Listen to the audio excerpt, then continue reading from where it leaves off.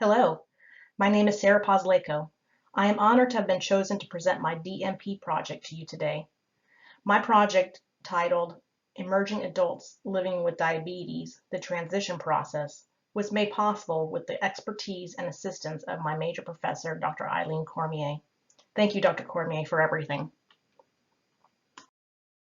The objectives are following a DMP project presentation entitled Emerging Adults Living with Diabetes, the Transition Process. The participant will, first, discuss psychosocial factors associated with young adult diabetics' transition from family-centered pediatric care into adult healthcare services as a basis for recommendations to improve transition frameworks. Second, describe methods used to recruit participants aged 18 to 30 years old and assess their diabetes-related distress, self-efficacy, and empowerment in self-care behaviors in relationship to reported hemoglobin A1Cs and their perception of unmet needs during the transition period.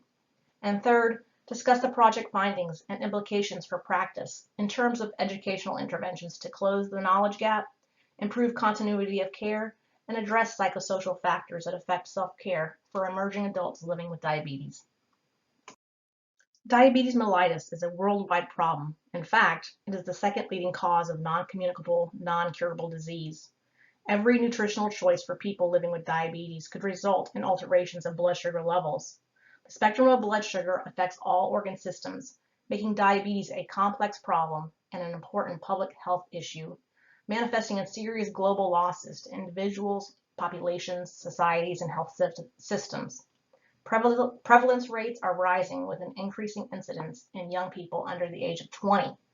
Due to earlier onset, diabetes in this younger population requires multiple lifelong self-management strategies to prevent further morbidity, such as kidney disease, heart disease and high blood pressure, elevated blood cholesterol levels, stroke, eye damage and blindness, foot numbness and sores that could worsen requiring amputation, thyroid disease, and without surprise, psychiatric disorders.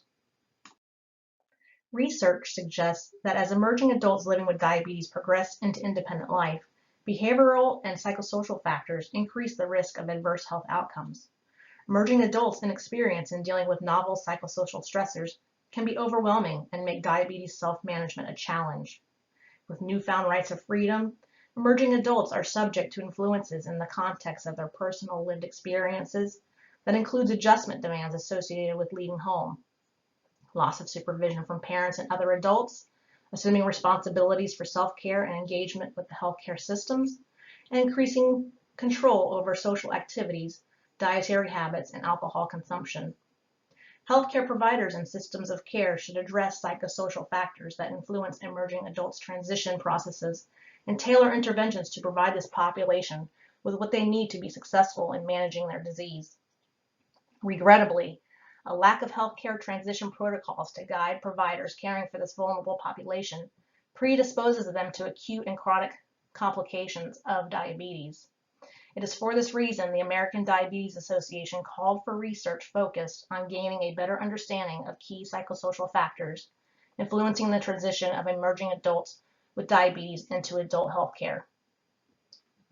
By gaining an understanding of the psychosocial factors that influence self-efficacy and emotional readiness, developmentally appropriate strategies for healthcare transition protocols can be proposed and is vital for good health outcomes. Emotional readiness and self-efficacy are important considerations as emerging adults often experience a volatile period of developing their identity and frequently experience ambivalence about accepting full responsibility necessary for a healthy lifestyle and their new norm of independent living. This transitionary period of new independence challenges emerging adults in the management of extensive diabetes self-care behaviors and the emotional capacity to adhere to treatment recommendations, such that emotional readiness and self-efficacy are not stable until critical psychological and psychosocial milestones are reached. Dietary practices, physical activity, medication management, glucose self-monitoring, and risk-taking behaviors such as substance use and sexual practices potentially place the emerging adult with diabetes at greater risk of acute complications with consequent loss of well-being, including psychological sequelae. Given the impacts of psychosocial stressors and the existing literature to date, emotional readiness and capacity, sense of identity, efficacy, self-care, and psychosocial factors influencing behaviors are competencies that are necessary to further research. By gaining an in-depth understanding of these factors, developmentally appropriate healthcare transition frameworks can be created for clinician application. Psychosocial factors offers context and perspectives regarding the influencing issues emerging adults with diabetes face and their ability to perform self-care. Self-management abilities for health and living are influenced by these preconditions of lifestyle, social and community networks, and environmental conditions. Studies show that emerging adults living with diabetes are predisposed to these preconditions with comorbid effects of impulsive lifestyle choices with subsequent impacts on disease burden and adverse diabetes complications. The purpose of this project is to examine psychosocial factors associated with the emerging young adult living with diabetes as they transition from family-centered pediatric care into adult healthcare services as a basis for recommendations to improve transitional frameworks.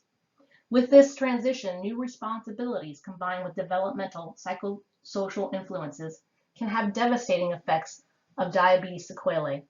The lack of healthcare transition protocols require evidence-based guidelines to healthcare providers that reflect the psychosocial influences on self-care behaviors and well-being of this special population. Therefore, the aims of this project were to first assess emotional distress associated with diabetes-related burdens and challenges. Second, evaluate self-efficacy engagement in diabetes self-care behaviors. Third, determine if there is a relationship between diabetes distress, diabetes empowerment, and diabetes self-care behaviors, and hemoglobin A1C. And fourth, identify unmet needs that healthcare providers can target to build self-efficacy to engage in protective self-care behaviors during healthcare transition among emerging adults living with diabetes. A mixed method design used social media to recruit a community-based sample of 85 adults with diabetes between 18 and 30 years of age. The majority of participants were between 18 and 21 years of age, 50%, female, 75%, non-Hispanic white, 76%, with some degree of college education, 91%. A majority reported type 1 diabetes, 91%, with a mean duration of 14 years. They used a continuous glucose monitor device, 80%, and reported optimal glycemic control of a hemoglobin A1C of less than 7.5, 77%. Currently use insulin, 87%, to manage their diabetes. The greater majority had received diabetes education, 75%. Questions to assess participants' diabetes-related distress, self-efficacy, and self-management used 3 survey instruments: diabetes distress scale, assessed for emotional burden, physician-related distress, regimen-related distress, and diabetes-related interpersonal distress. The diabetes empowerment scale assessed dissatisfaction and readiness to change and setting and achieving goals. And the diabetes self-management questionnaire assessed glucose management, dietary control, physical activity, healthcare use, and self-care. 2 open-ended questions identified unmet needs during the healthcare transition period. Question 1, what do you think you needed most when you were transitioning into adult healthcare but did not get? And question 2, what do you believe healthcare providers should be aware of and provide to you young people like yourself to help support and guide you when transitioning into adult healthcare?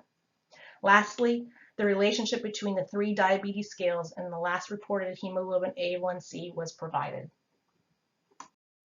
Now the results section. The first aim of my project was to assess emotional distress related to diabetes self-care behaviors. The diabetes distress scale mean score of 3 or higher indicated a moderate distress worthy of clinical attention. The subscale domain, emotional burden, was associated with diabetes-related burdens and challenges, causing distress worthy of clinical attention with a mean score of 3.2. The second aim of the project was to evaluate self-efficacy in diabetes self-care behaviors.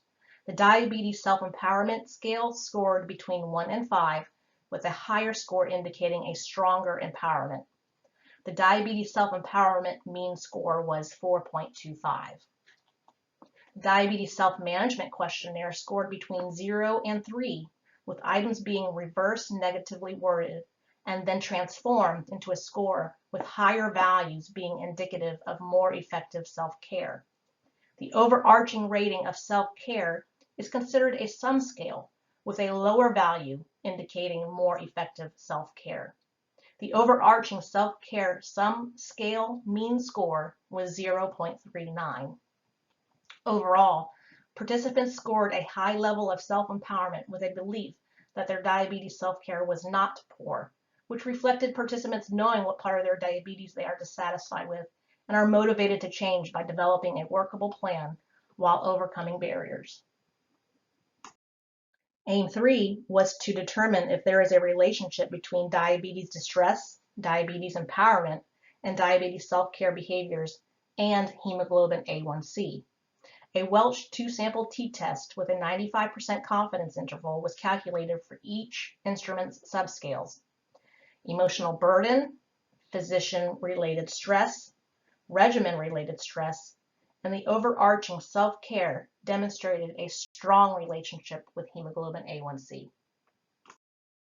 The fourth aim was to identify unmet needs of emerging adults with diabetes during their transition into adulthood and healthcare, and what they believe healthcare providers should know about those unmet needs, so that future healthcare transition processes can be improved. Three major themes emerged from the data. The first theme was feeling supported emotionally. Comments made by participants included, "Diabetes is tough. On average, I spend 30 minutes with my diabetes care team every year. I spend 24 hours a day, 365 days per year managing my diabetes." Another participant said, "We need providers to have more empathy. This sucks, and it is so hard to want to try to fit in and be normal when you have diabetes lurking in your mind all the time and you have to factor it into every decision you make." Another participant, "I would have liked more support and understanding by healthcare providers on the difficulties of diabetes." These comments demonstrate that every aspect of living with diabetes requires complex diabetes management skills and demands focused efforts to avoid adverse health effects. Emerging adults living with diabetes need emotional support with the daily difficulties and achievements. With this acknowledgement, the best potential to support emerging adults is to create interpersonal relationships between young people living with chronic illness and healthcare providers, so that diabetes self-management health goals are set and achieved. The second theme that emerged from the data was a need for better education and guidance. Several participants expressed the unmet desire for information in the following quotes. "I needed more guidance. I went from an extraordinary and highly involved pediatric endocrinology team to an adult endocrinologist who put in very little effort and left almost everything up to me. It was a shock and took a while for me to adjust to. I have been seeing my adult endo for 3 years now and still wish she was more involved." Another participant, "I think they should give us more credit. While we need a hand learning what we are responsible for, they need to have faith that with their assistance we can manage it, and they can trust us to talk about the serious side of things. Also, if things are going badly, they should be less condescending and put less blame on us."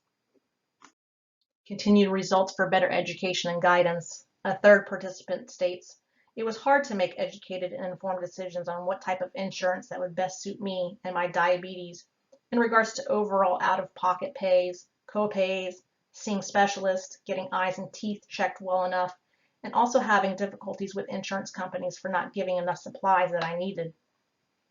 Participants consistently indicated they needed additional education and guidance to navigate the transition from pediatric and parental supervision to adult care and self-care responsibilities.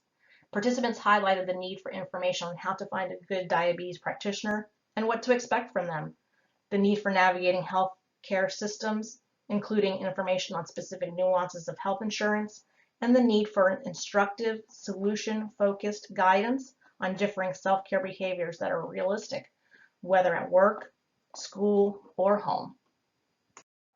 The third theme that emerged from the data was a need for sensitivity to developmental challenges. This is exemplified in the following comments.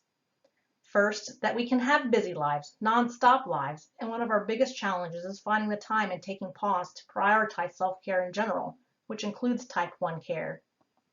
Second participant says, I get busy and money gets low, so I am just grateful when there is free food, although the options are harmful to my condition. And a third participant says, healthcare providers should be aware that the task of adulthood, specifically being left to one's own devices, is to handle food, exercise, and mental health, have a significant impact on diabetes control because often new and unhealthy habits arise. Young adults with diabetes who transition into adulthood are confronted with new roles and responsibilities, often influenced by college culture and lifestyle choices, through the multiple developmental phases during the ages of 18 and 30 years. It's during these phases life experiences interact with the larger context of societal demands, creating either a psychosocial crisis that is either beneficial or pathologic. New economic responsibilities also challenges adults in experience in deciding what is best for their diabetes outcomes. Participants reported that they needed healthcare providers to understand these challenges and advise on tangible ways of coping. Key psychosocial factors identified through this project was diabetes-related distress to hemoglobin A1C. The rich qualitative data validated the high levels of distress associated with unmet needs during the transition period. Also, participants' perception of self-efficacy and self-empowerment in relation to self-care of diabetes was rated as high, yet they reported moderate diabetes distress worthy of clinical attention. Diabetes distress denotes hardship, so these findings indicate that participants' emotional distress commanded considerable mental and emotional energy to meet the demands of diabetes care. Checking blood sugars regularly, sticking to a diabetes routine that is compliant with diabetes meal plans, and feeling confident and motivated enough to continue self-management efforts all contribute to this distress. In the participants' open response narratives, the majority of participants denied self-care deficits, but most prominently emphasized the desire for empathetic understanding and support and developmentally sensitive education and guidance. This suggests they may view themselves as competent in managing their diabetes. However, they described unmet needs for health care to provide individualized care recommendations. The complexities of diabetes self-management has the potential to trigger diabetes regimen-related distress, which can translate to self-care inadequacies as expressed by participants in this project. Therefore, the findings of this research could be used to develop evidence-based transition protocols for healthcare providers who work with young adults with diabetes. Implication of results highlight the need for emotionally supportive and developmentally sensitive healthcare with focused interventions to enhance self-care skills and self-efficacy. The project gained evidence-based knowledge about the unique developmental needs of young adults living with diabetes as they transition into adult healthcare, which can be used to inform transition strategies to improve health outcomes. Education and guidance is the cornerstone for shaping ideas, beliefs, and potentials. The use of technology provides greater access to supportive and educational tools necessary for healthcare transition. Using this platform, structured routines and solution-focused decision-making templates or algorithms specific to the transition period could help guide newfound responsibilities for self-care empowerment and independent living. Participants expressed the need for developmentally appropriate education and guidance on the following topics: the basics of transitioning from pediatric to adult healthcare, self-care changes during the transition into adult healthcare services, developmental norms and non-norms of people living with diabetes, diabetes-related regimens to maintain health and wellness and well-being, coping skills to enhance mental resilience and prevent diabetes burnout, insurance and costs for diabetes and potential complications, resources for managing diabetes, diet and exercise for young adults with diabetes, carbohydrates and insulin ratios, diabetes complications at the micro-macro level. managing sex, drugs, and other lifestyle choices, and top 10 restaurants on college campuses, and diabetes. In conclusion, there is no cure for diabetes, making young adults with diabetes a vulnerable population with special healthcare needs. In an attempt to identify psychosocial factors as a basis for recommendations to improve transition frameworks for young adults with diabetes, as they transition from family-centered pediatric care into adult healthcare services, the met goals of this project proposed educational interventions to close the knowledge gap, improve continuity of care, and address psychosocial factors that affect self-care for persons living with diabetes. Proactive transition strategies that are patient-centered and developmentally sensitive were provided to improve diabetes self-care and self-efficacy and reduce diabetes-related distress. Dissemination of project data can be used to improve diabetes-associated health outcomes and hence healthcare expenditures, deficits in care provision, and potentially healthcare policies. Lastly, targeted recommendations were made so healthcare providers can construct self-efficacy to engage in protective self-care behaviors among emerging adults living with diabetes. Thank you.